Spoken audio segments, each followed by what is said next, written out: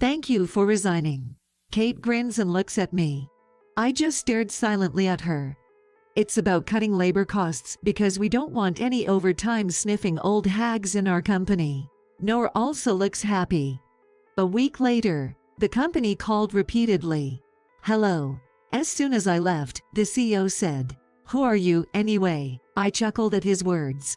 I'm Grace. I turned 59 years old this year. I have been working for this company since I graduated from college and have continued to work here for 39 years.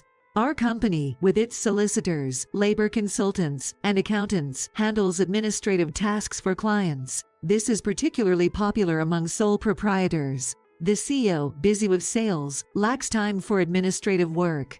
In his absence, our company takes care of it. I belong to the tax department. I got my bookkeeping certification in high school and became a tax accountant in college. That's why I joined this company. I currently handle 45 clients and it's quite hectic. Although part-timers handle accounting entries, it's still tight. But I can't complain. But I can't whine about it. All of my clients have known each other for a long time, but many of them are more hardworking than I am. When I see my clients facing such adversity, I know I can't lose. So I went to my computer again today. Even I have a problem these days. It is that Noah and Kate are insidiously harassing me. Noah, 7 years younger than me, is head of the tax department. When he was the same ordinary employee, his attitude was normal, but since his promotion to department head 3 months ago, his attitude has been unmistakable. He used to speak politely, but as soon as he became director, he started talking to me informally. What are you doing, Grace? You've got some nerves slacking off during working hours. And usually, it's just sarcasm or complaints. I'm looking at documents to find good ideas for client tax planning. Even if I retort, Noah doesn't care. That's what manuals are for, right? Don't do unnecessary things. And even if it leads to overtime, we won't pay for it, Noah said, glaring at me. Unable to say anything, Kate, Noah's assistant, spoke up. Grace, you should work more efficiently. With that pace, work will never be finished, you know. Kate chuckled. I was the first one to be approached for promotion to department head. However, I declined at that time. Promotion to department head increases the amount of time devoted to management. Because of that, I thought I would have less time to engage with my clients. However, since it was an informal approach, Noah and Kate did not know about it. I'll make sure to finish my regular duties properly. That was all I could manage to say. Yet, the covert harassment from Noah and Kate continued. Overtime work is increasing again. What a waste of overtime pay. Noah's angry voice echoed again today. Grace, enough already. Because you keep doing overtime, the entire tax department's evaluation drops, you know. Kate sighed as she said this. I worked overtime yesterday for one reason. Noah has been accumulating a lot of work to prepare the tax returns that are due at the end of this month. After closing time yesterday, Noah suddenly placed several client files on my desk, saying, "Get this done." I quickly glanced at the files and turned pale. All these files are due by the end of this month, right? I turned back with a bewildered voice, but Noah was already gone. Looking for Noah, I found him already getting ready to leave at his desk. I'm going home. Good work. After saying all that, Noah quickly left the office. Good luck, huh? Kate also chuckled and followed Noah out of the office. Unbelievable. I sighed and opened the client files placed on my desk. And upon checking, some of the client files were assigned to Kate. I sighed even more deeply. I understood why Noah harassed me. He wanted me to resign quickly. I have a longer career and a deeper knowledge of taxation than Noah. This is why when other members of the tax department have questions about their work, they come to me, not to Noah. There are other reasons why everyone avoids relying on Noah, and one of them is that he looks greasy and inapproachable. He's avoided by female employees, and the only female employee who sticks around him is Kate. Noah likes young women. So, he probably wants me to resign so that other female employees rely on him more. My farts are too shallow, it gives me chills. Perhaps because I simply don't like it. Kate harasses me to curry favor with Noah. Noah evaluates the tax department, so they want to knock me down and get good reviews from Noah. Anyway, I have to manage the filings somehow. There are also tax returns for the companies I'm responsible for, and it doesn't look like I'll finish work today either. But if I try to claim overtime pay, Noah and Kate will complain again. I have no choice but to prepare for unpaid overtime. One day, I was suddenly summoned to the Co.'s office. Our company just changed presidents. Originally, the Co.'s father had been running the company since its founding, and recently handed it over to his son. The son had been working for another company for a long time, and hadn't fully grasped the ropes of our company yet. But the former president fell ill, and he suddenly took over as president. Excuse me. As soon as I entered the CEO's office, I noticed Noah and Kate were there. Moreover, both of them had strangely smirking expressions. Why are Noah and the others here? I mumbled a poser in a voice that could not be heard by those around me. In such a grave and strange atmosphere, the CEO opened his mouth. Grace, I want you to resign at the end of this month. Huh? What do you mean? I asked the CEO, with a confused mind. I heard from Noah and Kate that all this time you have been charging padded overtime wages than you are due. All the other employees in the tax department work less than 15 hours of overtime per month, but you, Grace, are working more than 80 hours as of now. Don't you think that's unusual? Even Noah and Kate have 0 overtime hours this month. Excellent, right? The CEO looked at me sternly. This month's excessive overtime was mainly due to handling Noah and Kate's work. However, if it's said that Noah instructed me to do it, it would be blamed on my poor time management skills. So I stopped short of stating the facts. I am not claiming padded overtime pay. It's the result of overtime work because the work wasn't completed on time. Then the CEO let out a big sigh. I have my suspicions, but I have no proof, so I won't pursue it any further. However, we can't afford to hire any more employees who work that slowly, so we're going to ask you to resign. The CEO's opinion seemed unchanged. I was fired from the company to which I had devoted all my life for 39 years. Even for me, I was already tired, doing more than one's job and not being appreciated at all. On top of that, Noah and Kate's work was being delegated to me. Okay, I understand. I will resign at the end of this month. I found myself saying that to the CEO. I glanced at Noah and Kate's faces. They are grinning with a vile look on their faces and look so happy. After the three of us left the CEO's office, Kate looked at me and said, "Thank you for resigning." Kate smirked and glanced at me. I just stared silently at Kate like that. Noah also looked down on me like her. It's about cutting labor costs because we don't want any overtime sniffing old hags in our company. Noah seemed happy too. While watching the two of them chat happily like that, I thought about the handover process for the future. After that, I created a handover document. It covered all my responsibilities. Of course, I never forget to greet the person who takes over the job. I made an appointment with the CEO as much as possible and greeted them directly. I sent a letter to the CEO who just couldn't make it and informed him about my replacement. And 1 week after resigning, I spent my time at home relaxing. I was busy with the handover until I retired, and even before that, I was extremely busy. It wouldn't hurt to relax a little. While thinking about that, my phone rang. When I checked the caller ID, it was from the company. What's now? I thought I'd call the proper procedures for social insurance. I ignored the call, but the company called me several times afterward. In fact, I received several missed calls from Noah and Kate's personal phones as well. Maybe they thought I would pick up if it was from the company. Reluctantly, I decided to answer the phone. Hello, Grace. Something terrible is happening right now. As soon as I answered, the CEO spoke. Who the hell are you? I couldn't help but chuckle at the CEO's words. What am I? I'm just an unemployed old hag. I resigned from my company, and I'm nothing more than that, am I right? Then the CEO spoke in a hurried tone. Since you quit, the company has received a flood of 49 calls from customers asking to stop doing business with the company. Anyway, please come back to the company right now. The president said his piece and hung up.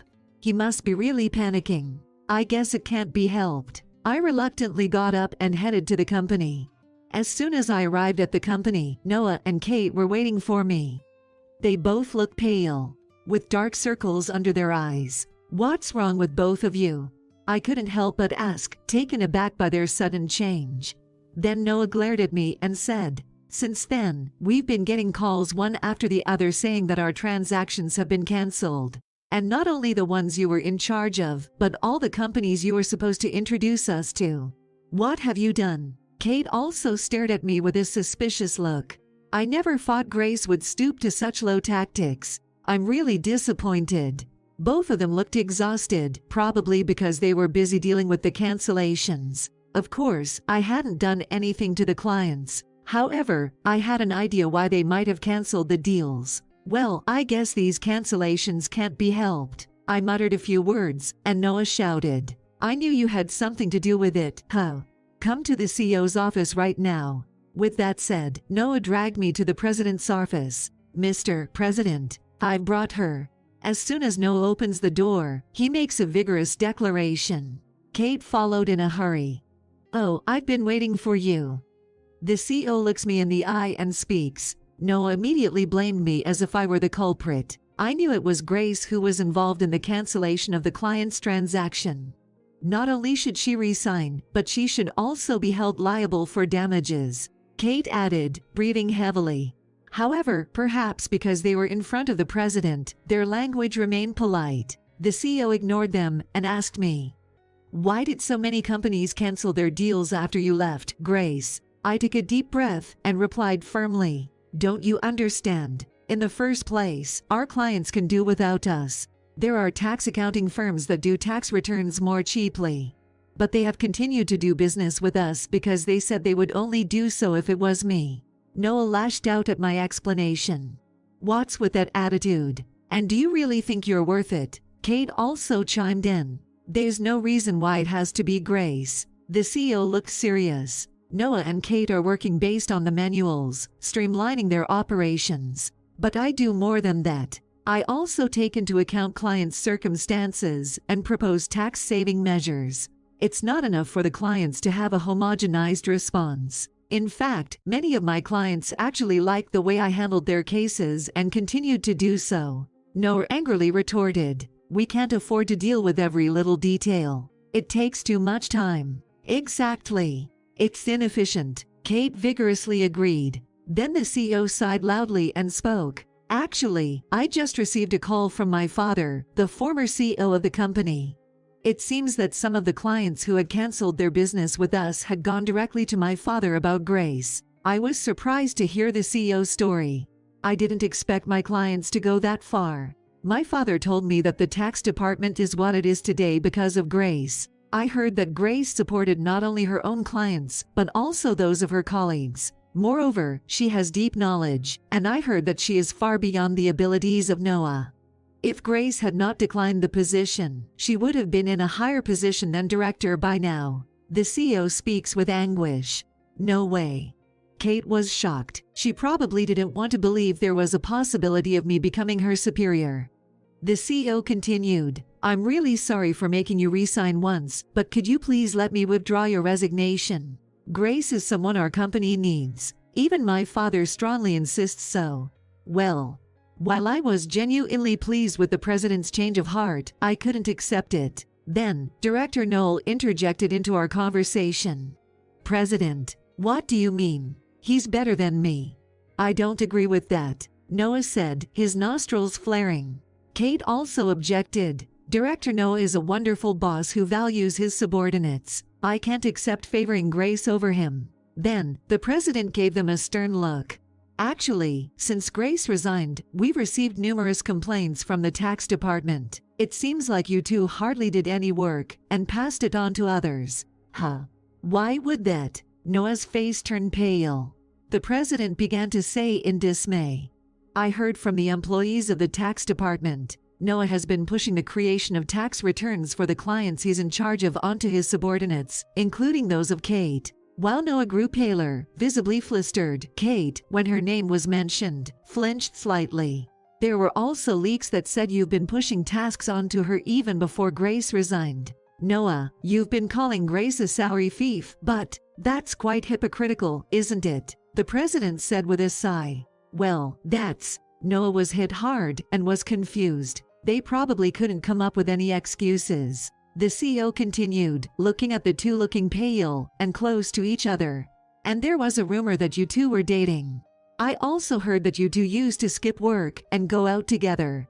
But Noah's married, right? The president glared sharply at Noah and Kate. I was just instructing my subordinate, Kate, and had nothing suspicious about it. The president then pulled out some receipts. Noah, caught off guard, stumbled over his words, unable to come up with an excuse.